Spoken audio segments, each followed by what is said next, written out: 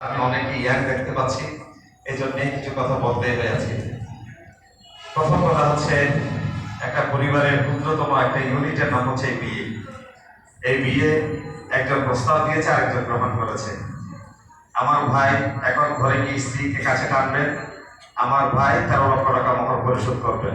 দোকানদারকে যেভাবে আমরা সবসময় বলি আমাকে একটা পেপার দেন, দোকানদার বললো আমাকে একটা টাকা দেন। টাকা দিলেন, পেপার দিল, কেনা বেচা শুদ্ধ হলো। যদি ভাই স্ত্রী সে কাছে আসে, যদি মহরলা খালি রাখে, তাহলে কেনা বেচা শুদ্ধ হইল না। এই জন্যে যদি ক্যাশ টাকা দিতে পারে আলহামদুলিল্লাহ, যদি দিতে না পারে আগামীকাল থেকে একটা ডিপিএস করে দিবেন।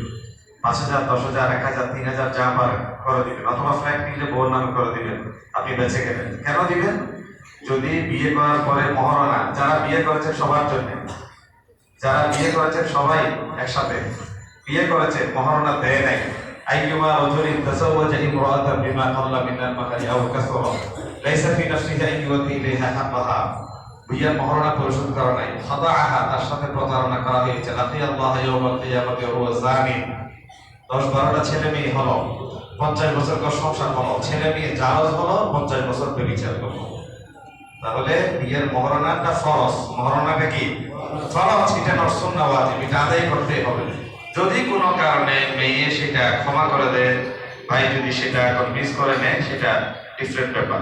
নাম্বার 1। নাম্বার 2, এই বিয়েকে কেন্দ্র করে একটা মেয়ে স্বামীর ঘরে যাবে, স্বামী স্ত্রীকে মর্যাদা দিয়ে কাছে রাখবে। স্ত্রীর